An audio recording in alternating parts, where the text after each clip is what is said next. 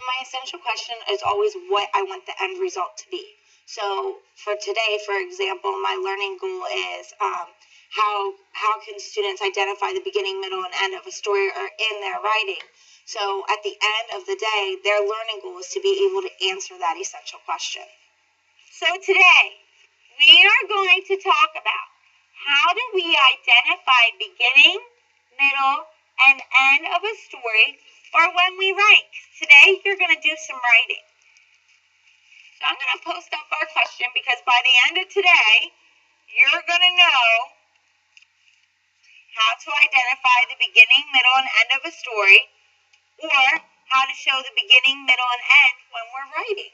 I have a story for you this morning. It's called Rapunzel. How many of you have heard this story before? So some of you have, and some of you haven't. That's okay. I heard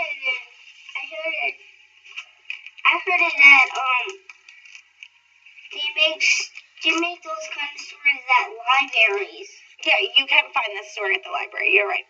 Well, I want you to listen to this story. Once upon a time, there was a girl with long hair.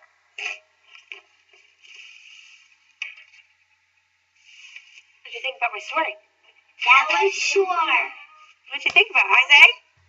That wasn't the whole story. What do you mean it wasn't the whole story? You only read one part. I only read one part? What do you mean I only read one part? That if you read the whole book, it would take long. What would happen if I read the whole book? What were some things you might have heard if I read the whole book? Curious? That there was other things in the story because you only read the title.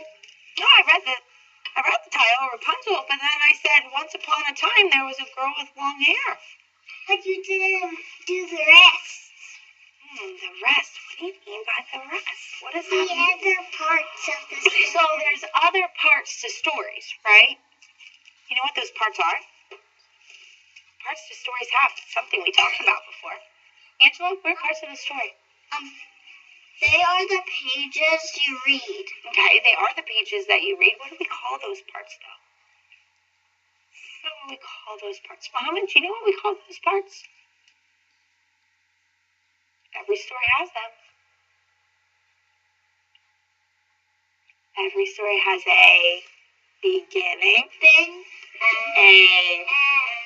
what comes before the end, or the middle, and it has an end, right? Every story has a beginning, middle, and end.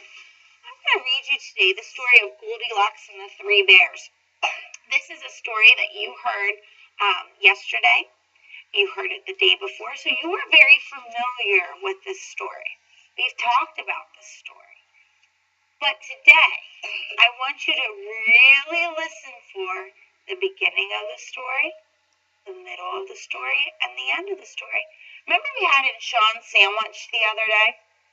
And we pulled out in Sean's sandwich and we said that sometimes the beginning and the middle and the end is kind of like a sandwich. When we make a sandwich, we have two pieces of bread, right? And the first piece of bread, that's the beginning.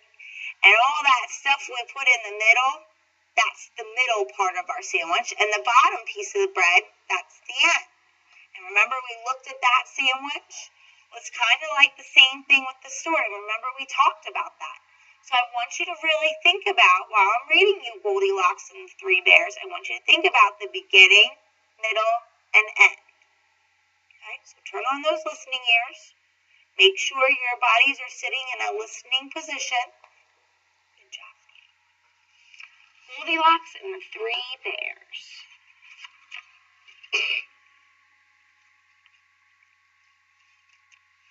Once upon a time, there were 3 bears who lived together in a cottage.